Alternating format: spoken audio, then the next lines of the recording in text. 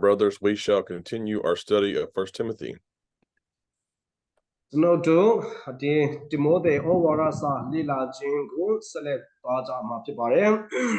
Forgive me for using the term brothers, because I know there may be some sisters who may watch this too.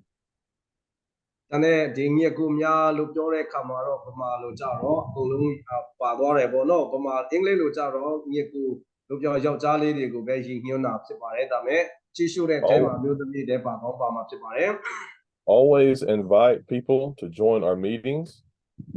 We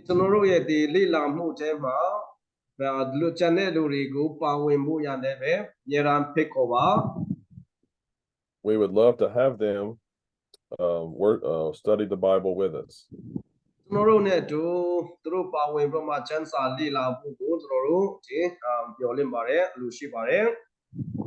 Maybe, Philip, we could do a Zoom gospel meeting. Zoom gospel meeting. We would meet. I don't know. That would be great. We should. I'm serious. We should pick a week and do a Zoom gospel meeting that week. We'll meet Monday through Friday. Yeah. Yeah, and invite, and you translate. I'll preach, and we'll go from there. Okay,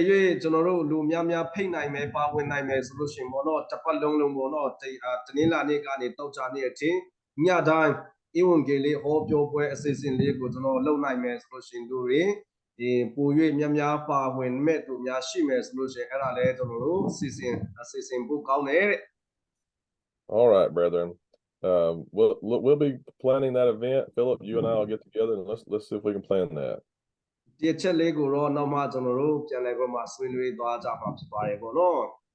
All right. So we've stated the theme verse for 1 Timothy.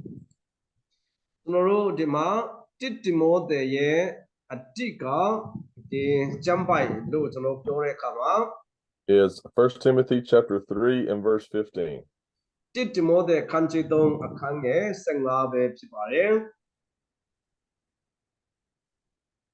All right, so let's read that verse together.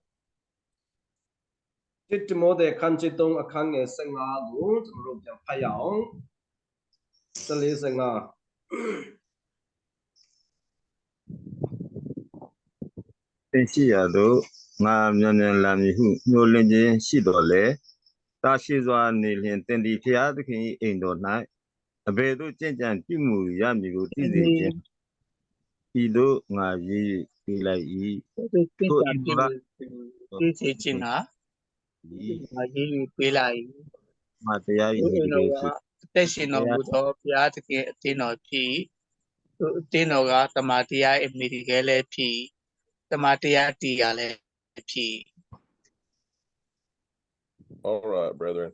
Let's notice here he says that the church is to uphold truth.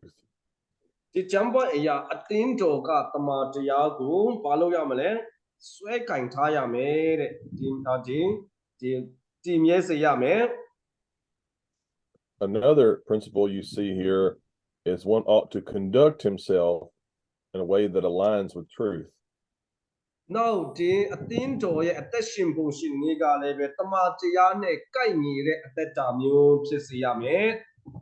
remember, Timothy is laboring with the Ephesian church.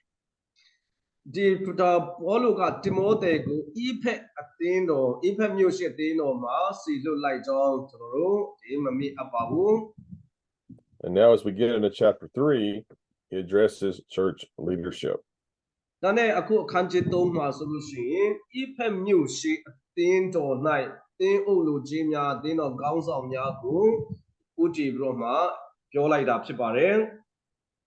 Let's notice the second of the 5 trustworthy sayings in verse 6.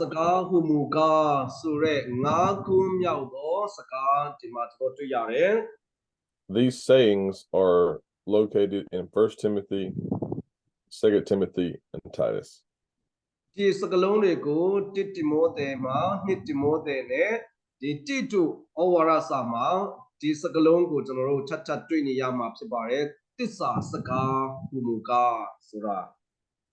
Let's notice verse 1. ခန်းကြီး3အခန်းငယ်1ကိုကျွန်တော်တို့ကြည့်ကြမယ်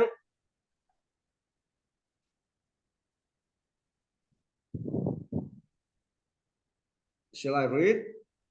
Yes, sir, if that's okay. ကဲတင်းအုပ်အရာကိုတောင့်တသောသူသည်ကောင်းသောအမှုအရာကိုတောင့်တသည်ဟုသောစကားသည်မှန်သောစကားဖြစ်၏ Here you have the first qualification of an elder. ဒီကျမ်းပိုင်မှာတင်းအုပ်ဖြစ်မဲ့သူ၌ရှိအပ်တဲ့ပထမဆုံးသောအရေးချင်းကိုကျွန်တော်တွေ့ရပါတယ် He must desire the office. ဒီလုပ်ငန်းကိုလုပ်ကျင်တဲ့စိတ်ဆန္ဒရှိရမယ် Let's also look at 1 Peter chapter 5. တစ်ပေအခန်းကြီး9ကိုလည်းကျွန်တော်ကြည့်ရအောင် The first 4 verses address elders. ခန်းငယ်1ကနေ4ရက်ထိကတင်းအုပ်များအကြောင်းကိုပြောဆိုပါတယ် Notice verse 2. အခန်းငယ်2ကိုတစ်ချက်လောက်ဖတ်ရအောင်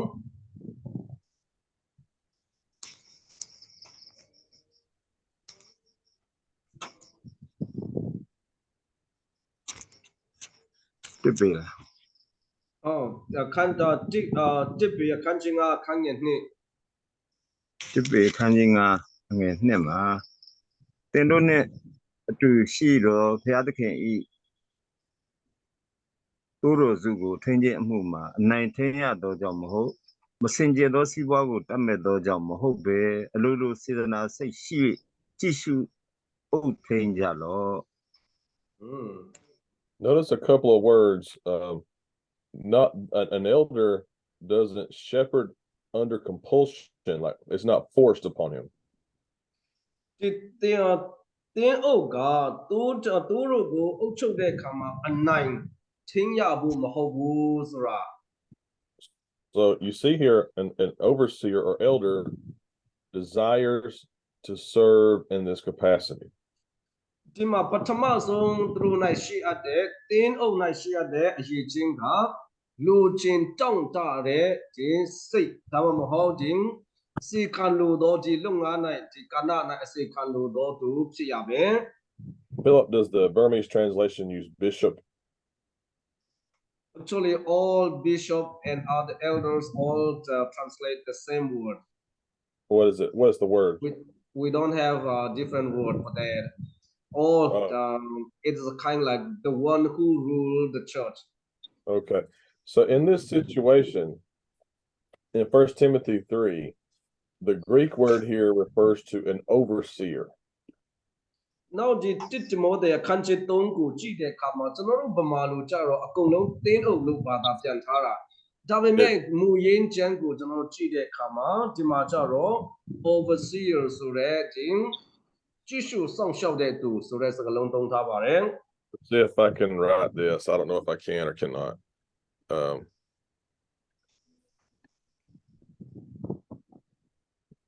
ဒါ Greek လို့ရေးနေတာနော် This is the English rendering transliteration. Greek အတန်ထွက်ကို English စကားလုံးနဲ့ရေးလိုက်တာဖြစ်ပါတယ် English အခရာနဲ့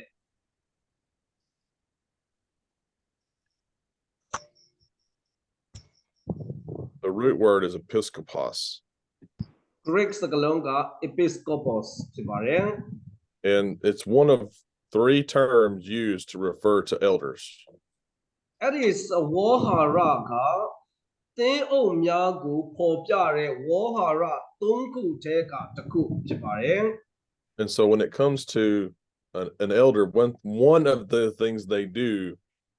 is oversee the church. ဒါနဲ့တင်းအုပ်လို့ပြောတဲ့အခါမှာတင်းအုပ်တွေကသူတို့လှုပ်ဆောင်တဲ့အရာတွေထဲကတစ်ခုဟာဆိုလို့ရှိရင်အတင်းတော်ကိုသူတို့ကကြည့်ရှုစောင့်ရှောက်တာဖြစ်ပါတယ် And so you have other words we may look at in another study, but Paul focused on the word overseer here.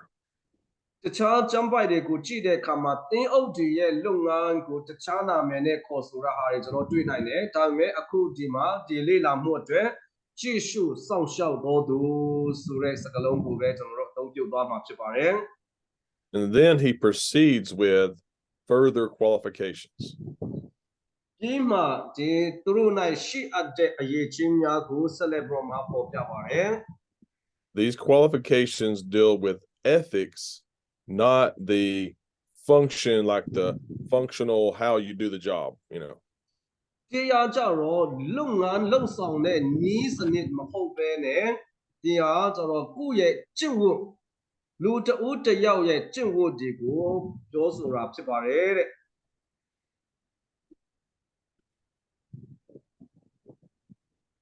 Sorry, had to get a refill of coffee.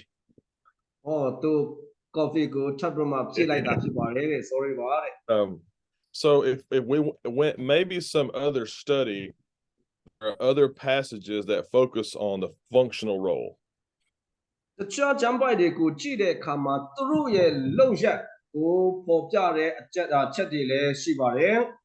Two texts you should consider are Acts 20 and verse 28. တမန်တော်အခန်းကြီး20အခန်းငယ်28နဲ့ 1 Peter chapter 5, 1 through 4. တစ်ပေအခန်းကြီး9အခန်းငယ်1ကနေလေသူကျမ်းပိုက်နှစ်ပိုက်ကိုစဉ်းစားကြည့်လိုက်မယ်ဆိုလို့ရှိရင် And let me add one more. ဟောဒီအဲ့မှာနောက်ကျမ်းပိုက်လေးတစ်ပိုက်လေးကိုထပ်ပြီးမှဖြည့်ချင်ပါတယ် Hebrews 13:17. ဟေဘရဲအခန်းကြီး73အခန်းငယ်19အဲ့ဒီကျမ်းပိုက်3ပိုက်ကိုကြည့်တဲ့အခါမှာသင်းအုပ်လူကြီးတွေရဲ့သူတို့ရဲ့လှုပ်ဆောင်မှုကိုပေါ်ပြရတာဖြစ်ပါတယ် In this text, it refers to your leaders who watch over your souls. ဒီကျမ်းပိုက်တွေကိုကြည့်တဲ့အခါမှာသင်းအုပ်တွေကသင်တို့ရဲ့ဝိညာဉ်များကိုကြည့်ရှုစောင့်ရှောက်ကြတယ်လို့ပြောပါတယ် Also, verse 7 of the same chapter says they spoke the word of God to you. နောက်ဒီအခန်းငယ်19ဟေဘရဲ73မှာ9နဲ့19မှာဆိုလို့ရှိရင်သူတို့ကသင်တို့ကိုဖျားစကားကိုဟောပြောသွန်သင်ကြတယ်လို့ပြောပါတယ် And it exhorts us to imitate their faith. So an overseer leads by example. Philip said it this way: they teach by word and example. သင်းအုပ်တွေကတင်းသူတင်းသားများကိုဥပမာနှင့်တော်၎င်းစကားအားဖြင့်တော်၎င်းသူတို့သွန်သင်ကြပါတယ် So as we focus here on 1 Timothy 3, let's notice some qualities of these men's life. ကိုတိမောသဲကိုကျွန်တော်လေ့လာတဲ့အခါမှာတင်းအုပ်များလို့ပြောတဲ့အခါမှာတင်းအုပ်များ၌ဘယ်လိုအရေးချင်းဒါမှမဟုတ်ဘယ်လိုအကျင့်မျိုးရှိရမလဲဆိုတာလေးကိုကြည့်ရအောင် So let's notice a couple of verses at a time. ဒီခန်းငယ်နှခမ်းလောက်ကိုတစ်ချိန်တည်းပြတ်တွဲပေါ်မှာကြည့်သွားရအောင် Let's notice verses 2 and 3. အခန်းငယ်2နဲ့3ကိုကျွန်တော်တို့ကြည့်မယ်เนาะအခန်းငယ်2နဲ့3မှာသူ့ကြောင့်သင်းအုပ်သည်အပြစ်တင်ခွင့်နှင့်ကင်းလွတ်သောသူမယားတယောက်တည်းရှိသောသူတမာတတိရှိသောသူအင်္ဂရီဆောင်သောသူလျောက်ပတ်စွာကျင့်သောသူဧည့်သည်ဝတ်ကိုပြုတ်တတ်သောသူဆုံးမဩဝါဒပေးတတ်သောသူဖြစ်ရမည်စပြည့်ရည်နဲ့ပျော်မွေ့ခြင်းသူတစ်ပါးကိုရိုက်ပုတ်ခြင်းမစင်ကြယ်သောစီးပွားကိုတတ်မဲ့ခြင်းမရှိစိတ်ကြီးငင်းသောသူရံမတွေ့တတ်သောသူငွေကိုမတတ်မဲ့သောသူဖြစ်ရမည် Let's notice first, they must be obedient and observable behavior. ပထမဆုံးအနေနဲ့သူတို့၌ဘယ်လိုလူစားမျိုးဖြစ်ရမှာလဲဒီနာခံတော်သူအပြစ်တင်ခွင့်နဲ့ကင်းလွတ်တော်သူဖြစ်ရမယ် Both Christians and non-Christians need to see his commitment to Christ. ခရိယာများကတော့၎င်းခရိယာမဟုတ်တဲ့အပြင်လူကတော့၎င်းအိုဒီပုဂ္ဂိုလ်ဟာတကယ်ကိုခရစ်တော်၌အနှံစက္ကအနှံထားတဲ့ပုဂ္ဂိုလ်ဖြစ်တယ်ဆိုရဲပုံသက်တည်ကောင်းရှိတော်သူဖြစ်ရမယ် Notice, we'll talk more about his family in just a minute, but notice he is a sober-minded, respectable man. သူကမိန်းမနဲ့မိန်းမကြောင့်မိသားစုအကြောင်းကိုတော့မှပြောမယ်ဒါပေမဲ့အပြစ်တင်ခြင်းခွင့်နဲ့ကင်းလွတ်တော်သူဘယ်သူကပြစ်တင်ခြင်းနဲ့ယုံကြည်သူမယုံကြည်သူဖြစ်လို့ရှိရင်သူကတမာတတိရှိတော်သူနောက်ပြီးတော့မှအင်္ဂရီဆောင်တော်သူဖြစ်ရမယ် He is also a one-woman man. နောက်သူကမယားတစ်ယောက်တည်းရှိတော်သူဖြစ်ရမယ် This would rule out anyone who is involved in polygamy ဒီလိုပြောတဲ့အခါမှာမိန်းမတစ်ယောက်ချက်အများယူတဲ့ကိုကတင်းအုပ်မဖြစ်နိုင်တော့ဘူး or in a marriage not approved by God. ဒါမှမဟုတ်ဖျားသခင်ရဲ့ဒီအခွင့်အာဏာနဲ့မကိုက်ညီတဲ့ချင်းများခြင်းမျိုးနဲ့ချင်းများခြင်းရှိနေတဲ့သူဆိုလို့ရှိရင်လည်းပဲဘာတင်းအုပ်မဖြစ်နိုင်ဘူး So when it comes to dissolving a marriage, to death or adultery are the only things that can do that. ဒါနဲ့ဒီအင်တောင်ဖြစ်ခြင်းလေနဲ့မယားဖြစ်ခြင်းကိုအဆုံးသတ်စေနိုင်တဲ့ကျွင်းချက်နှစ်ခုကတယောက်ယောက်သောသူတည်သွားခြင်းနောက်ဒုတိယကတယောက်ယောက်သောသူကဒီသူ့မယားကိုပြစ်မှားခြင်းကိုကျိုးလွန်လိုက်လို့ရှိရင်ဒီတတိတစ္ဆာဆိုခြင်းကပြည့်ပြည့်သွားတာဖြစ်ပါတယ် He is also able to teach the word of God. နောက်ဒီကောင်းမွန်စွာဆုံးမဩဝါဒပေးတတ်သောသူဖြစ်ရမယ် This could be public or private teaching. ဒီဆုံးမဩဝါဒပေးတယ်ဆိုတာအများရှိမှတော်လည်းကောင်းတူးချင်းကိုတော်လည်းကောင်းဆိုလိုပါတယ် Some men don't have the gift of preaching, but they're good teachers one-on-one. တချို့သောသူတွေကလူအများရှိမှဟောပြောတဲ့နေရာမှာတော့တိတ်ပြီးတော့မှမလုပ်တတ်ဘူးဒါပေမဲ့တူးချင်းစီတွင်တင်တဲ့နေရာမှာအရန်ကောင်းတဲ့သူတွေရှိတယ် And so they must be willing to teach if they're able. သူတို့တင်ပေးနိုင်တယ်ဆိုလို့ရှိရင်တင်ပေးလို့တဲ့စေခံတင်ပေးခြင်းနဲ့စေခံလို့တဲ့စိတ်ထားရှိရမယ် Next, we notice issues regarding drunkenness and division.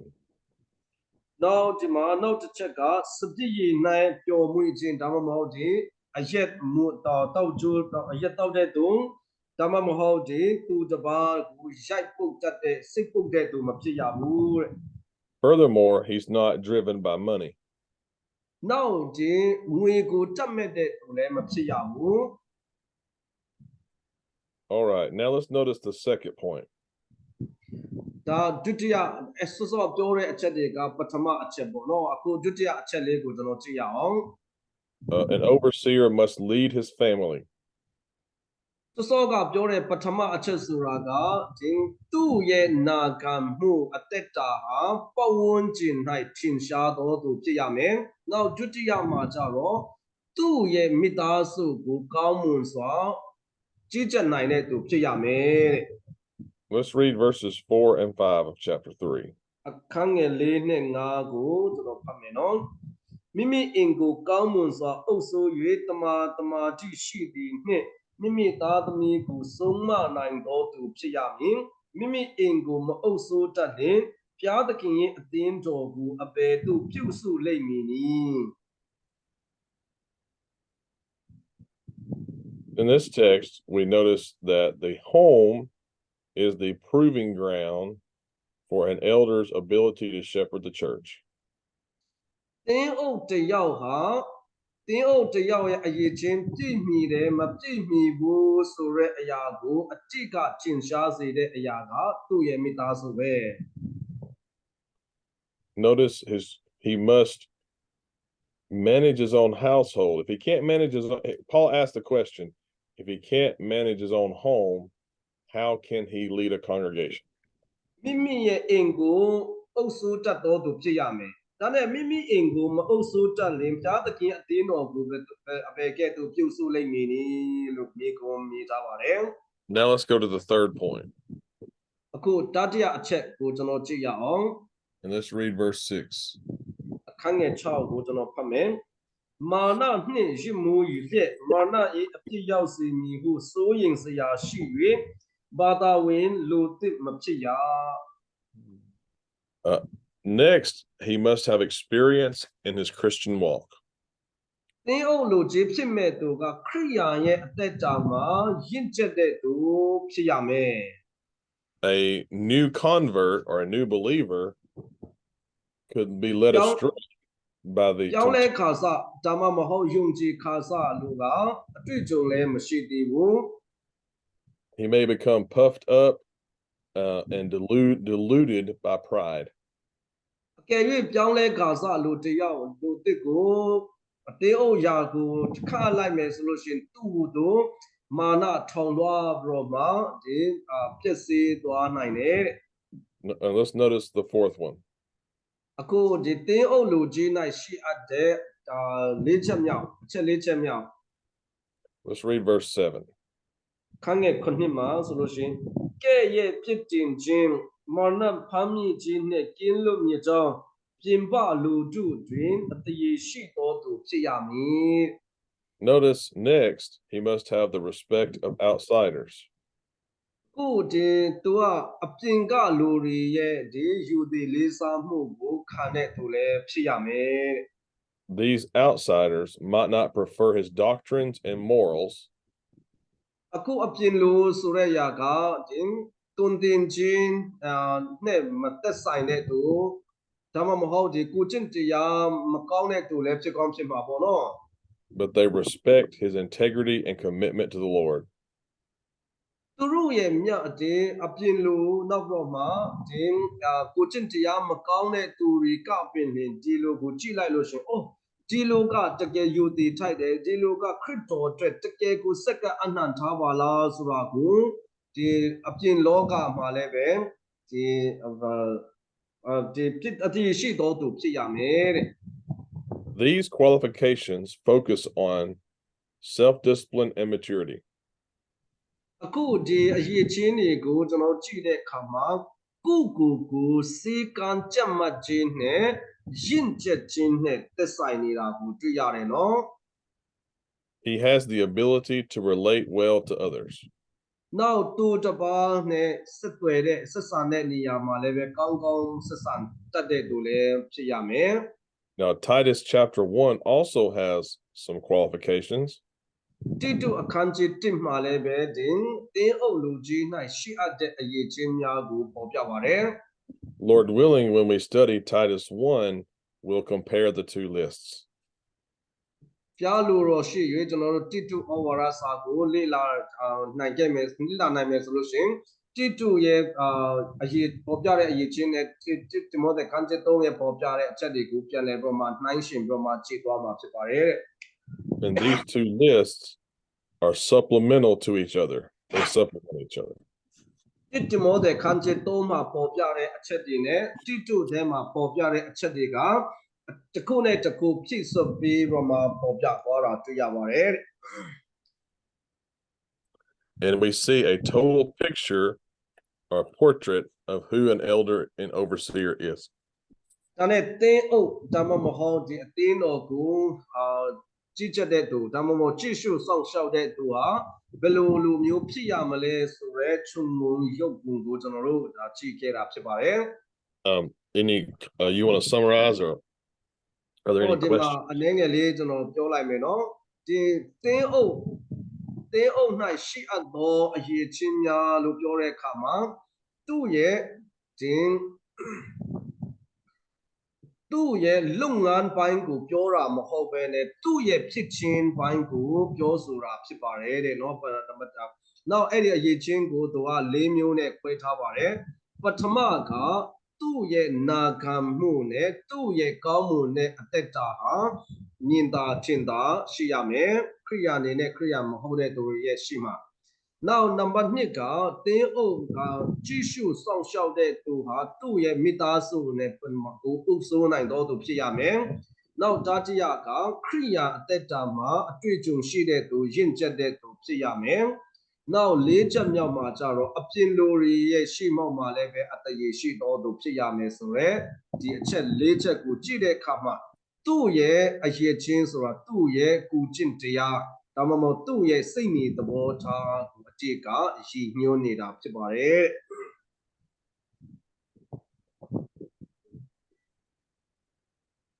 Thank you. All right, Philip. Usually there's questions when we talk about elders. Do you have anything you want to address? Here, most of the people say that how about the unmarried person? Can he be an elder? Unmarried? Yeah. No, because the qualification says the husband of one wife. The only way someone can be. Go ahead. မရှိတဲ့မိန်းမမရှိတဲ့သူတယောက်ကိုတင်းအုပ်အရာကိုခန့်အပ်လို့ရမလားမရဘူးဘာကြောင့်လဲအရေးချင်းထဲမှာမိန်းမတယောက်ရဲ့ယောက်ျားဖြစ်ရမယ်လို့ပြောဆိုခြင်းကြောင့်ပဲ Perhaps an exception would be like he's serving as an elder and he becomes a widower. I don't think it's necessary for him to step down. သူ့ရဲ့ဒီစဉ်းစားမှုပါပေါ့နော်သူ့ရဲ့မိန်းမအသက်ရှင်စဉ်တုန်းကတော့အရေးချင်းပြည့်မီတဲ့တင်းအုပ်လူကြီးတယောက်ဖြစ်တယ်ဒါနဲ့သူ့ရဲ့မိန်းမကွယ်လွန်သွားခဲ့ရင်ကိုသူအရေးချင်းမပြည့်တော့တဲ့သူဖြစ်သွားလားသူ့ရဲ့ဖြစ်ချင်းအရေးချင်းလုံးဝရော့မသွားဘူးเนาะအရေးချင်းသာရှိနေတော့ပဲသူ့မိန်းမကွယ်လွန်သွားလို့သူဟာအရေးချင်းတင်းအရေးချင်းနဲ့မပြည့်တော့တာမဟုတ်ဘူးလုပ်ငန်းပိုင်းမှာသူ့ရဲ့မျိုးသမီးရဲ့ပါဝင်မှုတော့ရော့သွားမယ်အဲ့ဒါလေးပဲရှိသွားမှာပေါ့နော် A couple of things we're dealing with in the American church, or here I'll give you a couple of things, and maybe you've dealt with them in Myanmar. America မှာတင်းတော်တွေမှာသူတို့ရင်ဆိုင်နေရတဲ့အချက်နှစ်ချက်ကဒီလိုရှိတယ်ပေါ့နော်မြန်မာပြည်မှာလည်းရှိကောင်းရှိပါလိမ့်မယ် First, there is a movement to say men don't have to meet all the qualifications, just most of them. တချို့လူတွေကဒီအရေးချင်းတွေနဲ့ကုံလုံးပြည့်စုံတဲ့ယောက်ျားရဲ့လို့မရှိနိုင်ပြီတဲ့အတွက်အများစုအရေးချင်းအများစုနဲ့ပြည့်မီတဲ့သူကိုခါရမယ်လို့တချို့ကပြောတယ်တဲ့ Of course, the text expects a man to meet all the qualifications. ဒါမဲ့ဒီချမ်းပိုင်ကယောက်ျားတစ်ယောက်ကဒီအရေးချင်းအားလုံးနဲ့ပြည့်မီတဲ့သူဖြစ်ဖို့ရာဒီတောင်းဆိုထားတာကိုတွေ့ရတယ် Also, there is a movement to say, while each man doesn't meet all the qualifications, the eldership as a whole has to meet them. You understand what I'm trying to say? Oh yeah, I never heard of that. Yeah, so like collectively they meet all the qualifications, but maybe not individually. Now, အခု America မှာအခုမှကျွန်တော်ကြားဖို့တာကဒီအရေးချင်းတွေဟာတင်းအုပ်တစ်ယောက်တည်းနဲ့အကုန်လုံးရှိရမယ်လို့ဆိုလိုတာမဟုတ်ဘူးတင်းတို့2ယောက်3ယောက်လောက်မှာ3ယောက်လောက်ပေါင်းပြီးမှဒီအရေးချင်းကိုပြည့်စုံခြင်းကိုသာစုပေါင်းတဲ့အခါမှာအရေးချင်းတွေအားလုံးပြည့်စုံခြင်းကိုရည်ရွယ်တာပါလို့ America မှာတချို့ကပြောနေကြတယ်တဲ့ So, I don't want to say this. Of course, in each text, overseer is singular, not plural. So each elder must meet all qualifications. ဒါမဲ့ဒီအားလုံးစုပေါင်းပြီးမှပြည့်မီတဲ့အရေးချင်းကိုပြောတာမဟုတ်ဘူးเนาะတင်းအုပ်တူးချင်းစီ၌ရှိအပ်တဲ့အရေးချင်းတွေကိုပြောဆိုတာဖြစ်ပါတယ် All right. Let's move on to deacons. တယောက်၌မရှိတဲ့အရာကိုနောက်တယောက်၌ရှိနေရင်ရပါတယ်ဆိုတဲ့အရာမျိုးမဟုတ်ဘူးเนาะ Philip, are there any churches with elders in Myanmar?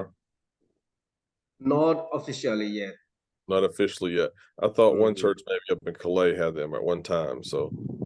they had it, but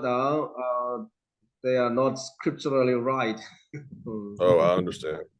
So now they've resolved, and then now they do not have elders yet, but they're working on it. All right, let's see. A deacon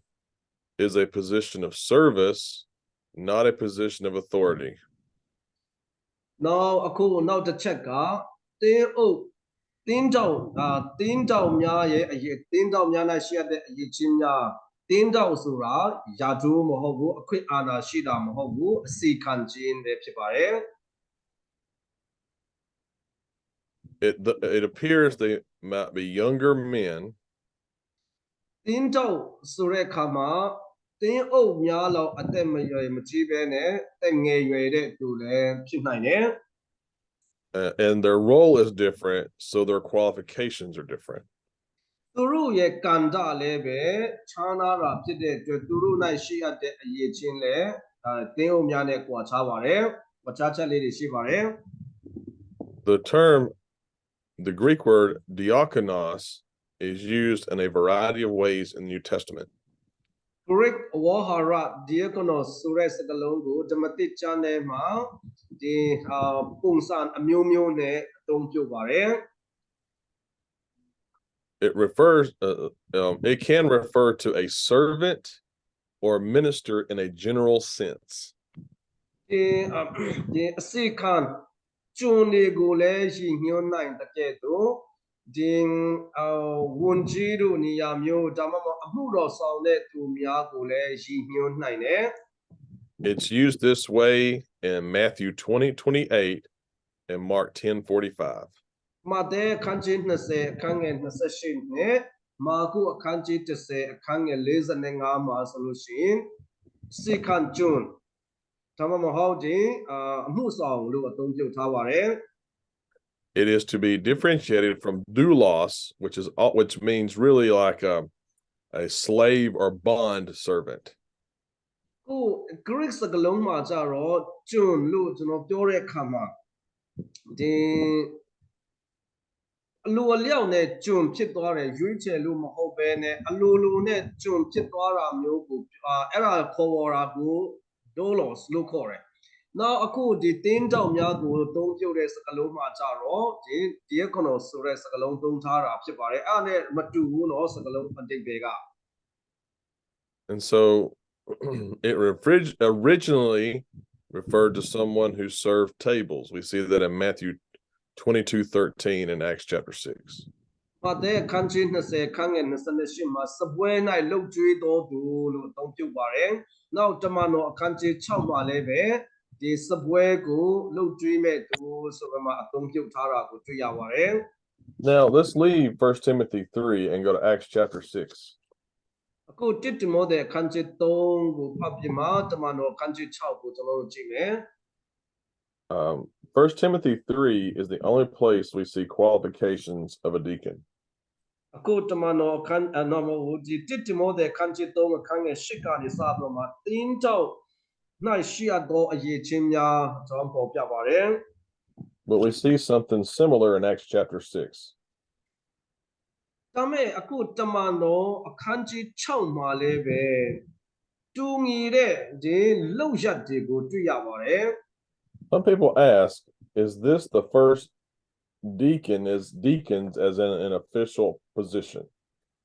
ဒါနဲ့တမန်တော်အခန်းကြီး6ကဖြစ်ရက်ကိုတင်းတောက်ဆိုတဲ့သူများကိုပထမဦးဆုံးခန့်အပ်ခြင်းဟုတ်ပါသလားလို့မြည်တတ်ကြပါတယ်တဲ့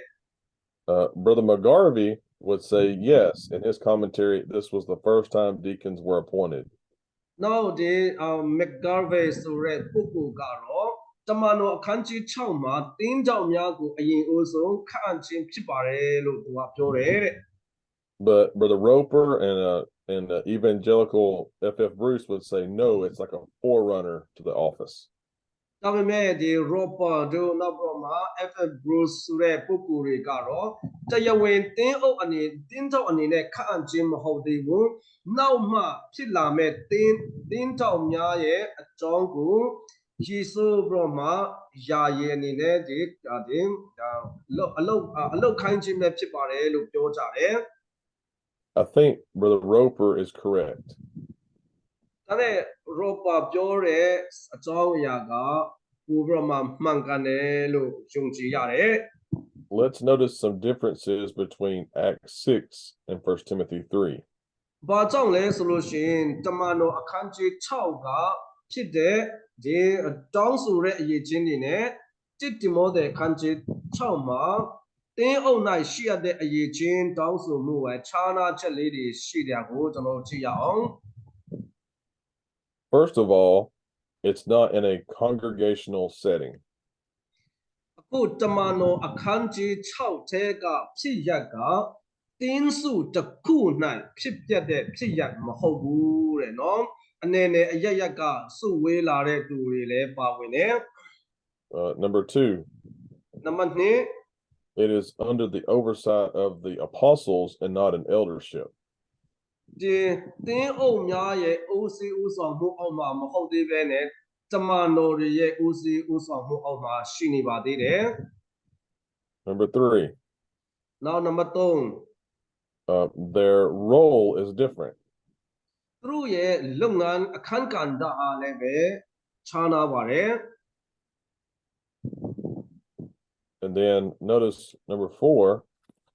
နောက်နံပါတ်4ခြားနားချက်က it was a temporary service. ယာယီအစီခံခြင်းအတွက်ပဲသူတို့ကခံခဲ့တာဖြစ်ပါတယ် One of the men named Philip leaves later and goes to preach the gospel.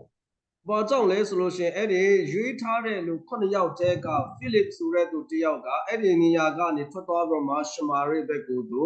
သွားပြီးမှတရားဟောခဲ့ပါတယ် So I think what you have in Acts chapter 6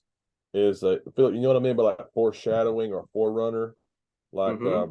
it's like something that was developing and it becomes developed by the time of 1 Timothy. ဒါနဲ့တမန်တော်အခန်းကြီး6မှာဖြစ်ပျက်တဲ့အရာကိုကျွန်တော်ကြည့်တဲ့အခါမှာတရားဝင်တင်းထောက်ခန့်ခြင်းမဟုတ်ဘဲနဲ့နောက်မှဖြစ်လာမဲ့တရားဝင်တင်းထောက်များခန့်ခြင်းရှိလာမဲ့အရေးအယောင်ကိုကြိုတင်ပြီးတော့မှပြသခြင်းပဲဖြစ်ပါတယ်တဲ့ Okay. Notice, so let me say this. By the time we get to 1 Timothy 3,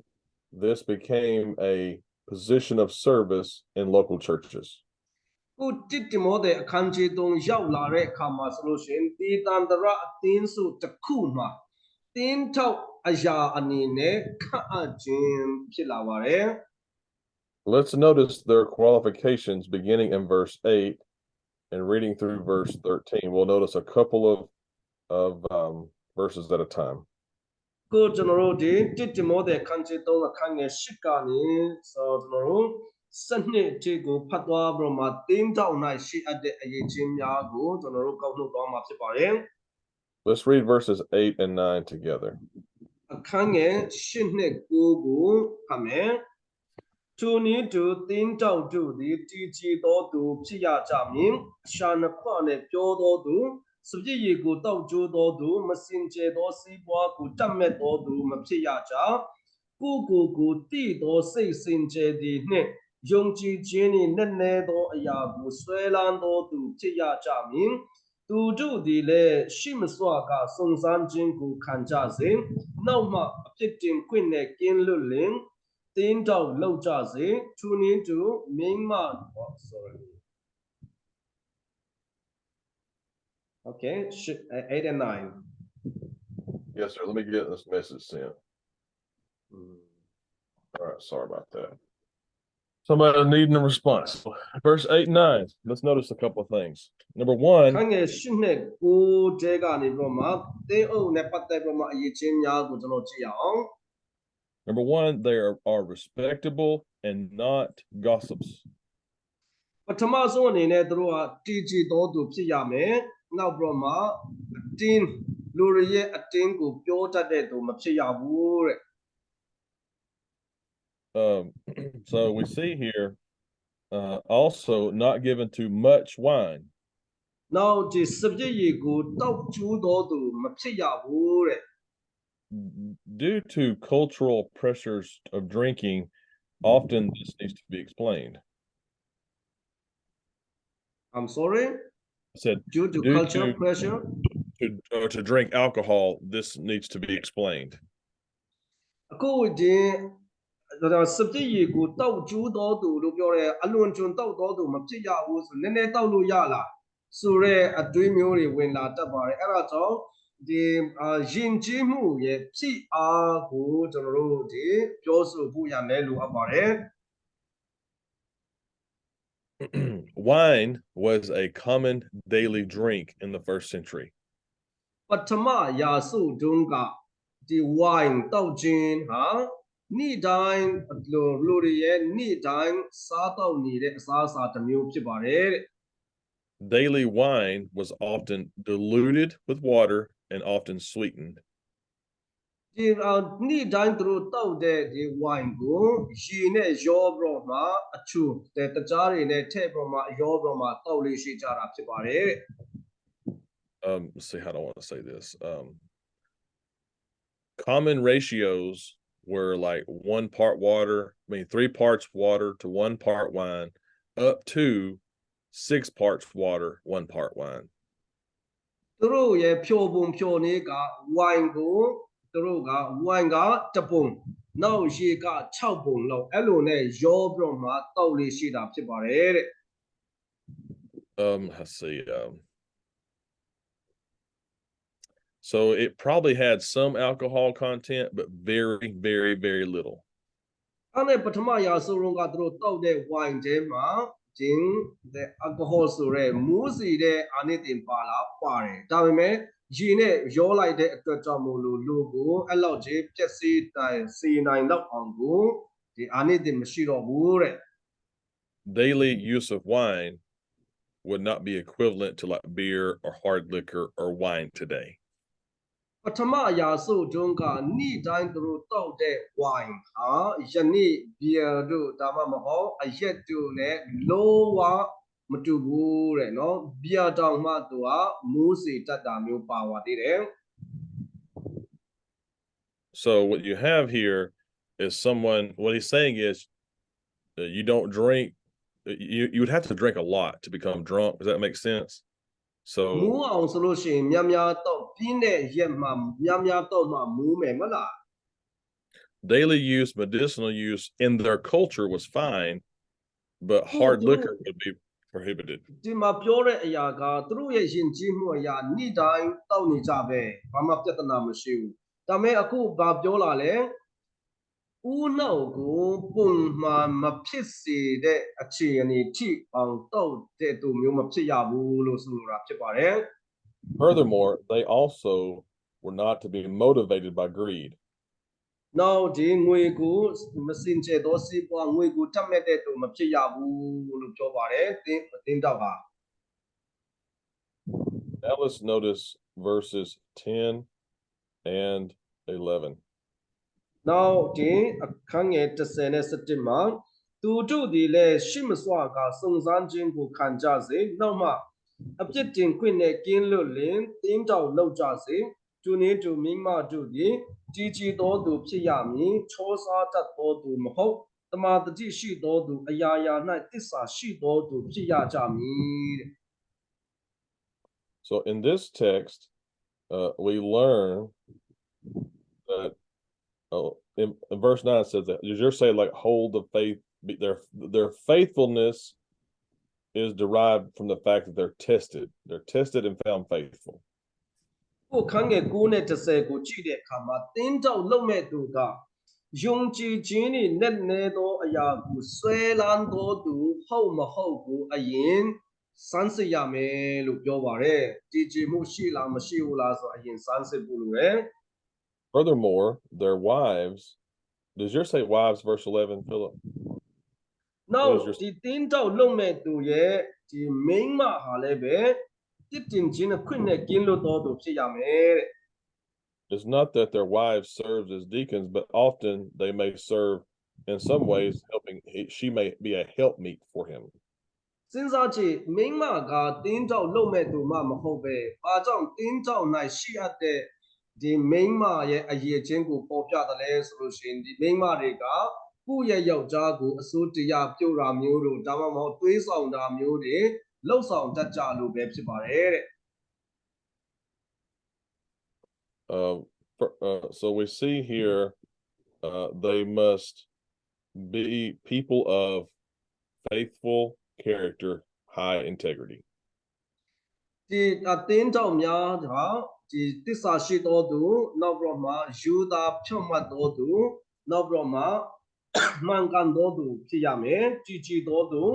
တမာတတိရှိတော်သူဖြစ်ရမယ် Now let's notice verses 12 and 13. အခန်းငယ်7နဲ့73မှာဆိုလို့ရှိရင်တင်းတောက်တွေမယားတစ်ယောက်တည်းရှိရမည်မိမိသားသမီးနှင့်အိမ်သူအိမ်သားတို့ကိုကောင်းမွန်စွာအုပ်ချုပ်သောသူဖြစ်ရမည်အကြောင်းမူကားတင်းတောက်အမှုကိုကောင်းစွာရွတ်ဆောင်သောသူတို့သည်မိမိတို့အဖို့ကောင်းသောအရာကို၎င်းယေရှုခရစ်၏ယုံကြည်ခြင်း၌ရဲရင်ခြင်းတတ်တည်ကို၎င်းအမျက်ရကြ၏ In some churches, they want to appoint deaconesses, like a deaconess. တချို့သောတင်းတော်တွေမှာဆိုလို့ရှိရင်တင်းတောက်မတွေကိုခန့်အပ်ကြပါတယ် Notice here, a deacon must be the husband of one wife. ဒီမှာတင်းတောက်ဟာမယားတစ်ယောက်တည်းရှိသောသူဖြစ်ရမယ်လို့ပြောတယ်နော် This qualification would rule out any woman serving in this capacity. မိန်းမတစ်ယောက်တည်းရှိတဲ့သူဖြစ်ရမယ်ဆိုတဲ့ဒီကျမ်းပိုက်ကမိန်းမချက်ကမိန်းမဟာတင်းတောက်မမဖြစ်နိုင်ဘူးဆိုတာသိကြတယ် And so you notice here, their home is also under examination. Now သူတို့ရဲ့မိသားစုကိုအရင်စမ်းစစ်ရဖို့ရဖြစ်ပါတယ်မိသားစုအခြေအနေ the home is also it's not for like shepherding Philip, but like managing things. You know, a deacon often manages stuff like they'll manage funds or manage situations. They kind of prove their ability to serve by means of their home, you know, if that makes sense. No, တင်းတောက်တွေကအုပ်စိုးတာမဟုတ်ဘူးဒါပေမဲ့တင်းတော်ရဲ့ရံပုံငွေအတင်းတော်ရဲ့အဆောက်အဦတွေအတင်းတော်ရဲ့လုပ်ငန်းကဏ္ဍအသေးသေးတွေကိုသူကစီမံခန့်ခွဲတဲ့သူတွေဖြစ်တဲ့အတွက်ယူသားတဲ့သူတည်ကြည်တဲ့သူမှန်ကန်တဲ့သူဖြစ်ဖို့အရေးကြီးပါတယ်အဲ့ဒီမှန်ကန်မှုကိုသူ့ရဲ့မိသားစု၌သူအရင်ဒီပုံသက်တည်ကောင်းပြသနိုင်တဲ့သူဖြစ်ရမယ်တဲ့ It ends of verse 13 emphasizing their integrity and faithfulness. Now ယုံကြည်ခြင်း၌ရဲရင်ခြင်းတတ်တည်ကို၎င်းအမျက်ရကြ၏တဲ့ယုံကြည်ခြင်း၌ရဲရင်တော်သူဖြစ်ရမယ် All right, does anybody have any questions or comments about deacons? ဒီတင်းတောက်နဲ့ပတ်သက်ပေါ်မှာမိဂုံဖြစ်ဖြစ်မှတ်ချက်ပဲဖြစ်ဖြစ်ရှိမလား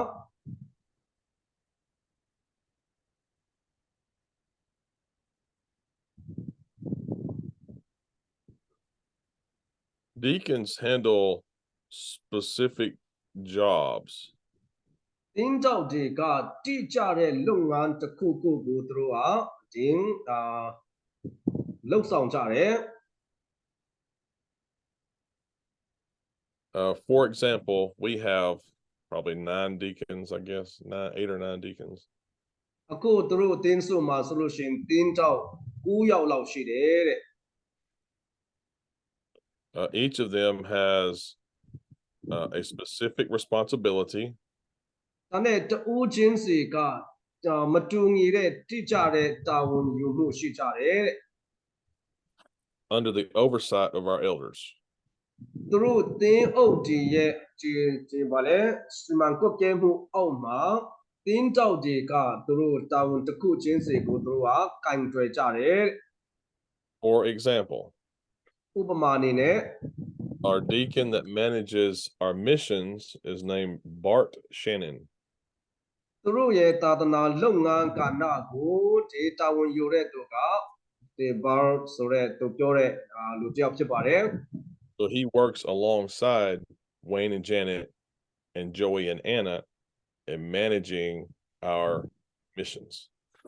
သူကဝင်းနဲ့ဂျဲနဲ့ဂျိုအေတူနဲ့လက်တွဲပေါ်မှာဒီdouble သူတို့တင်းစုရဲ့သာသနာလုပ်ငန်းနဲ့သက်ဆိုင်တဲ့အကြောင်းအရာတွေကိုသူစီမံခန့်ခွဲပါတယ်တဲ့ Brother Tim Hodge, he has recently moved. Their family has moved from Double Springs. He no longer attends with us. Yeah. ဒါနဲ့ Tim Hodge ဆိုတဲ့ပုဂ္ဂိုလ်တယောက်ဒီမြန်မာပြည်ကိုလာပို့ပါတယ်အရင်တုန်းကသူကလည်းပဲတင်းတောက်တယောက်အနေနဲ့အလုပ်မှုဆောင်ခဲ့တယ်ဒါပေမဲ့အခုတခြားနေရာကိုပြောင်းသွားပါတယ်တဲ့ In the past, Tim served in that capacity. အရင်တုန်းကဆိုလို့ရှိရင် Tim ကဒီသာသနာကဏ္ဍကိုသူကကင်ခဲ့ပါတယ် Another example. နောက်ဥပမာတစ်ခု Our Bible classes, like we have children's and adult Bible classes. သူတို့တနင်္ဂနွေနေ့တိုင်းမှာကလေးသူငယ်များကျမ်းစာတင်တဲ့အတန်းရဲ့လူကြီးကျမ်းစာတင်တဲ့အတန်းတွေဆိုပြီးမှသူတို့ခွဲတာရှိတယ် Chris Posey serves as deacon over that. Chris Posey ဆိုတဲ့သူကဒီအသင်းတော်ရဲ့တင်ကြားရေးပိုင်းမှာတာဝန်ယူတယ်တဲ့ Of course, this is under the oversight of the elders. ဒါမဲ့သူတို့ဒီတင်းအုပ်ကြီးရဲ့ဒီစီမံခန့်ခွဲမှုအောက်မှာပဲသူတို့ကကဏ္ဍတစ်ခုကိုသူတို့တာဝန်ယူကြတယ်တဲ့ Deacons give an eldership an avenue to delegate responsibilities. The elders Yeah, the elders can't do everything, right? So yeah they have to delegate some of those areas to somebody who's going to focus only on that. Okay ဒါနဲ့တင်းအုပ်ကြီးကအကုန်လုံးသူတို့မလုံနိုင်တဲ့အခါမှာအတင်းတော်ရဲ့လုပ်ငန်းတွေများတဲ့အခါမှာတင်းတောက်တယောက်ကဒီကဏ္ဍလေးကိုသူကဒီတာဝန်ယူမယ်နောက်တယောက်တော့သူကဒီကဏ္ဍကိုတာဝန်ယူမယ်ဆိုတော့မှတာဝန်ကိုခွဲဝေပြီးတော့မှပေးကြပါတယ်တဲ့တင်းအုပ်ကြီးက Okay. Now, any comments or questions about deacons? တင်းတောက်များနဲ့ပတ်သက်ပြီးတော့မှမိဂုံးမိစရာများရှိမလား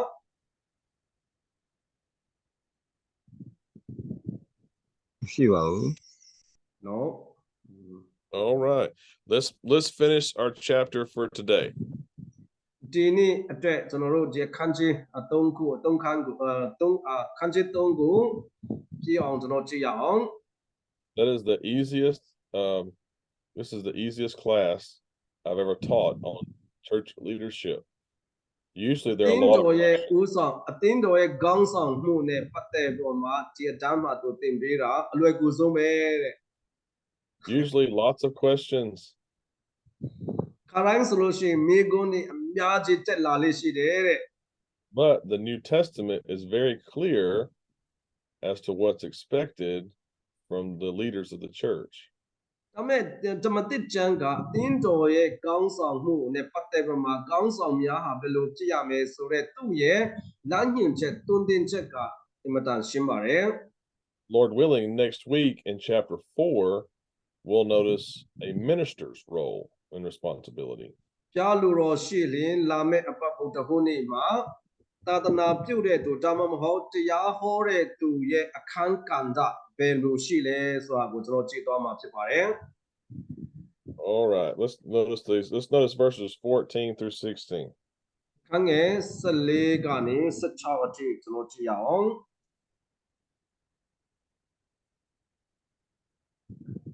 All right. Verse 14. Philip, you want to read it? Or we've already read it, so we won't read it again. So we read it earlier, right? So so we'll just notice some comments. Since we've already read it earlier, we'll just notice some comments from it, okay? ဒီမှာကျွန်တော်တို့ခန်းငယ်14 15ကိုဒီပထမကလည်းဖတ်ပြီးသွားပြီဖြစ်တဲ့အတွက်နောက်မဖတ်တော့ဘူးဒါပေမဲ့အဲ့ဒီချက်လက်လေးတွေကိုကျွန်တော်တို့ကောက်နှုတ်ပြီးမှပြောသွားမှာဖြစ်ပါတယ် Verse 14, Paul desires to come to Ephesus. ခန်းငယ်14အရာပေါလုကသူကိုယ်တိုင်ဣဖက်မြို့ကိုလာခြင်းနဲ့ But as we notice, verse 15, he gives instructions about the household of God. ဒါမဲ့သူမလာနိုင်ဘူးဆိုလို့ရှိရင်ဖျားသခင်ရဲ့အိမ်တော်၌အဘယ်သူကျင့်ကြံပြုမှုရမည်ဆိုတဲ့ကြောင်းကိုတိမောသဲကိုသင်ပေးတာဖြစ်ပါတယ် The church must support the truth in all areas of life. အသင်းတော်ကအသက်တာရဲ့ကဏ္ဍတိုင်းမှာတမန်တရားအတိုင်းသက်ရှင်ဖို့လိုတယ် And be the church is an organism, right? So be the church. Do y'all use the phrase go to church? Now အသင်းတော်ဆိုတာအသက်ရှင်တဲ့လူပုဂ္ဂိုလ်ကိုပြောတာဖြစ်ပါတယ်အသက်မရှိတဲ့အဆောက်အဦကိုပြောတာမဟုတ်တဲ့အတွက်ကြောင့်မို့လို့အသင်းတော်လို့ပြောတဲ့အခါတိုင်းအသက်ရှင်တဲ့ယုံကြည်သူတွေရဲ့အသက်တာကဒီတမန်တရားနဲ့ကိုက်ညီနေတဲ့သူဖြစ်ရမယ် Hey Philip,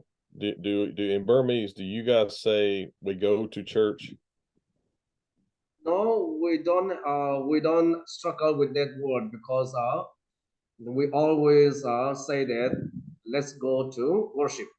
Good. In English, people most often say like go to church. They view church either as an activity or a place. Oh yes, that's a kind like use that we have. 家长多美，是不是？Yeah, it's a kind like that. We have that. Yeah, go to church. Yeah. Actually, So we. go ahead. Go ahead. I'm sorry. ဘုရားကျောင်းသွားမယ်လို့ပြောတဲ့အခါမှာကျွန်တော်တို့ရည်ရွယ်ချက်ကပါလဲဘုရားကျောင်းလို့ကျွန်တော်ပြောတဲ့အခါမှာဒီအဆောက်အဦကိုတွားယုံတက်တက်ပဲလား Here အင်္ဂ he လိပ် is လိုကြတော့ဒီအသင်းတော်ကိုတွားမယ်လို့ going to church အသင်းတော်ကိုတွားမယ်လို့သုံးလေးရှိတယ်အဲ့ဒါလုံးဝမှားရပါတယ်ပေါ့နော် But notice Paul's not saying go to church, but be the church. Be people who uphold truth. အသင်းတော်သို့တွားဖို့မဟုတ်ပဲနဲ့ကျွန်တော်တို့တွေကတမန်တရားကိုဒီတမန်တရားကိုဒီညီပြုတ်တဲ့ဒီအသင်းတော်ဖြစ်ဖို့ရာအတွက်ပြောနေတာဖြစ်ပါတယ် And also the chapter ends in verse 16 with a word of doxology or praise. နောက်ခန်းငယ်16ကိုဆုံးသက်တဲ့အခါမှာချီးမွမ်းခြင်းဒီချီးမွမ်းထောပနာပြုတ်ခြင်းနဲ့အဆုံးသတ်ပါတယ် Let's read verse 16 together. အခန်းငယ်16ကိုကျွန်တော်တို့အတူဖတ်မယ်မှန်သောကူးကွယ်ခြင်းနှင့်နည်းနည်းသောအရာသည်ကြီးစွာသောအရာဖြစ်သည်ဟုငင်းခုန်ရမရှိဘုရားသခင်သည်ကိုခန္ဓာ၌ပေါ်ထွန်းတော်မူပြီးဟုတ်မှန်တော်မူခြင်းအကြောင်းသည်ဝိညာဉ်တော်အားဖြင့်ထင်ရှားပြီးကောင်းကင်တမန်တို့သည်ကိုရောကိုရှုမြင်ရကြပြီးတပါးအမျိုးသားတို့သည်တည်င်းကောင်းကိုကြားရကြပြီးလောကီသားတို့သည်ယုံကြည်ရကြပြီးဘုံမတရေနှင့်တကွအထက်သို့ဆောင်ယူခြင်းကိုခံတော်မူပြီး Philip, does yours have like a different line about Jesus? Like mine has. Yes. Oh yes, we have. Yeah. So one thing somebody did for me was to show a text from the Gospels or Acts that illustrates each line. Do you want me to give that to them? Oh, that would be nice. Yeah. Yeah, you can အခု preach ဒီ it. မှာယေရှုနဲ့ပတ်သက်တဲ့အချက်လက်လေးတွေပေါ့နော်မှန်သောကူးကွယ်ခြင်းနဲ့သောကျေးဇူးတော်အရာဖြစ်သည်မြင်ဘုရားသခင်ဒီကိုခန္ဓာ၌ပေါ်ထွန်းတော်မူပြီးဆိုရယ်ယေရှုအကြောင်းကိုတစ်ချက်ချင်းစီကိုတမန်တော်ဝတ္ထုတဲကကျမ်းပိုက်တွေနဲ့ဒီလိုနှိုင်းရှင်ပြီးတော့မှပြမယ်တဲ့ Notice first it says he was manifested in the flesh. ပထမဆုံးအနေနဲ့သူဒီဗာလဲဒီဘုရားသခင်ဒီကိုခန္ဓာ၌ပေါ်ထွန်းတော်မူပြီးဆိုရက်ဒီစကားစုလေးကိုကျွန်တော်တွေ့ရတယ် Go to John chapter 1 verse 14. ယောဟန်ခန်းကြီး1အခန်းငယ်14မှာအောက်ခရစ်ဝင်ကျမ်းနဲ့ဒီလိုနှိုင်းရှင်ပြီးမှပြန်ပေါ်ပြသွားမှာနော်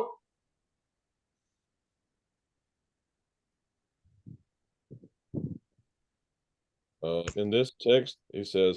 the word or Christ became flesh. ဒီယောဟန်ခန်းကြီး1အခန်းငယ်14မှာ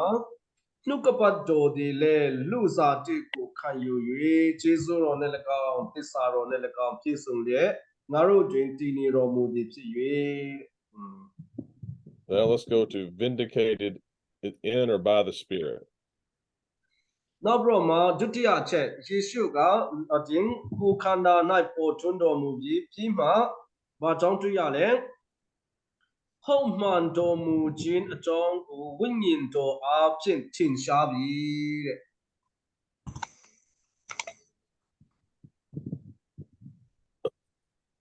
Look at Mark chapter 1. မာကုအခန်းကြီး1ကိုကြည့်ပါ and verses 9 through 11. Let's read အခန်းင together. ယ်9ကနေ17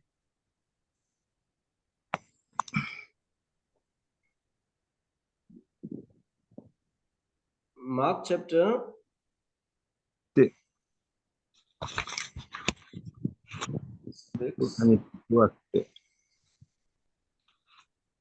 9ကနေ17เนาะအခန်းငယ်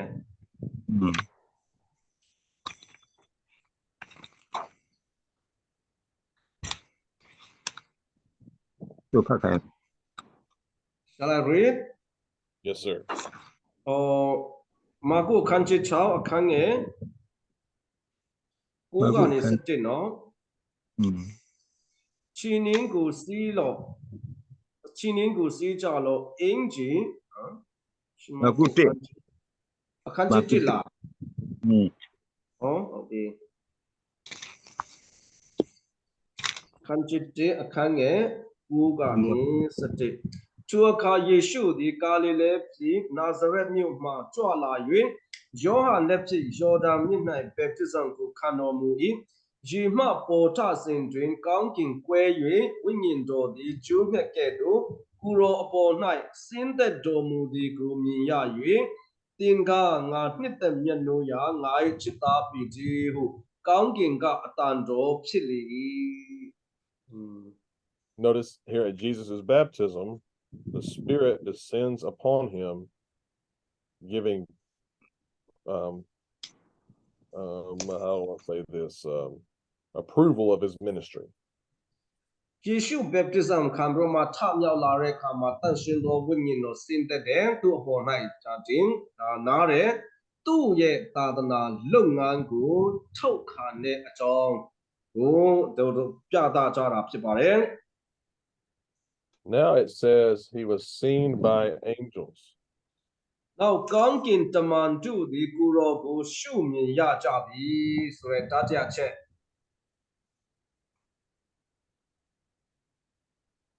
Give me just a second. Now look at Luke chapter 22 and verse 43. Luka Kanchin Nasanani Akang Elizatong. Luka Nasanani ne Elizatong. Notice in Gethsemane, angels strengthened him as he prayed. An angel strengthened him as he prayed. Gidashima Ujin Dema Yeshu Sudan Sinkama, Tuaka Kankin demanding, Chinshala Ye Kuroku Abe Yai. Let's go to Luke chapter 2 and verse 13. Luka Kanchin Akang Setong Gule Jonruchime. The angels, notice the angels are the ones who told the shepherds about Jesus. Dimale Be Yeshu Muire Chinunga Kankin Tamandika Be Yeshu Mupare Tongu, Opio Jabjo Kechara Pipare. To Gongin Taman to Gongin Buji Amyatu, the Chachin Chinshayi. All right. Then it says, proclaimed among the nations, or preached among the nations. Now, Satota Chaka, Taba Amuta to the Tin Toku Chaya Chavi. Let's go to Matthew chapter 28 and verse 19. But there country has an eshe a kange Sakuma.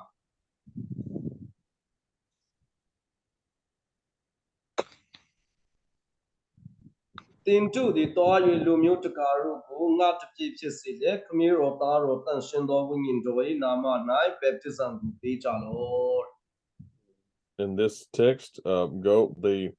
gospel was to be preached amongst all people. You kill it to Yago, Lumio upon to Tandu, Opio Yame, Sre. Next, it says, believed on in the world. Now the checker, Valen, Logi da do the Yungji Ya Javi. Let's go to John chapter 1. Johan Kanchite.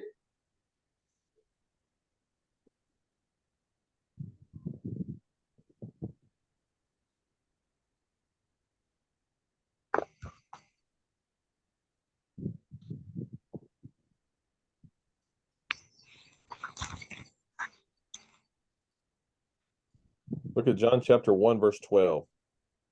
Johan Kanchite Akange Sanhima. ထိုသူကိုလက်ခံသမျှသောသူတည်းဟူသောကိုရောကိုယုံကြည်သောသူတို့အားဘုရားသခင်၏သားဖြစ်ရသောအခွင့်ကိုပေးတော်မူ၏ And regarding the ascension, now သူရဲ့ဒီကောင်းကင်သို့ကြွတော်မူဘုံမတည်နှင့်တကွအထက်သို့ဆောင်ယူခြင်းကိုခံတော်မူ၏ဆိုတဲ့အချက်နဲ့ပတ်သက်လို့မှာ look at Luke chapter 24, လုကာခန်းကြီး24 verses 50 through 53. ခန်းငယ်350ကနေ53လုကာခန်းကြီး24အခန်းငယ်50ကနေ53ထဲမှာထို့နောက်တပြည့်တော်တို့ကိုယေရုရှလင်မြို့ပြင်ပြည်သနိရွာတိုင်အောင်ဆောင်သွားတော်မူပြီးမှလက်တော်ကိုချီ၍ကောင်းချီးပေးတော်မူ၏ထိုသို့ကောင်းချီးပေးတော်မူစဉ်တွင်တပြည့်တော်တို့နှင့်ခွာ၍ကောင်းကင်ဘုံသို့ဆောင်ယူခြင်းကိုခံတော်မူ၏တပြည့်တော်တို့သည်ကိုရောကိုပြတ်ဝတ်ကိုးကွယ်ပြီးမှအလွန်ဝမ်းမြောက်ဝမ်းသာခြင်းနှင့်ယေရုရှလင်မြို့သို့ပြန်သွားကြ၏ဘုရားသခင်ကိုအံ့ဩချီးမွမ်းလျက်ဗိမာန်တော်သို့ရောက်မြဲရောက်ကြ၏. So you see here in 1 Timothy 3 is a summary of the gospel message. ဒီတစ်တိမောသေအခန်းကြီး3အခန်းငယ်3ကိုအခန်းငယ်16ကိုကြည့်တဲ့အခါမှာခရစ်ဝင်ကျမ်းရဲ့အကျဉ်းချုပ်ကိုပေါ်ပြသွားတာဖြစ်ပါတယ်တဲ့ Well, brothers, that's our class for today. It has beenဒီလောက်ဟာဒီနေ့ကျွန်တော်တို့ရဲ့လေ့လာမယ့်အချက်တွေဖြစ်ပါတယ် I've enjoyed studying this great chapter with you. ဒီတကယ်ကောင်းတဲ့ကျမ်းပိုက်ကိုခန်းကြီးကိုသင်တို့နဲ့အတူလေ့လာရတာတကယ်ဒီပျော်ရွှင်ပါတယ် Lord willing, next Wednesday we will begin our study of 1 Timothy chapter 4. ဒါလိုတော့ရှိရင်လာမယ့်အပတ်မှာကျွန်တော်တို့တစ်တိမောသေအခန်းကြီး4ကိုလေ့လာသွားမှာဖြစ်ပါတယ်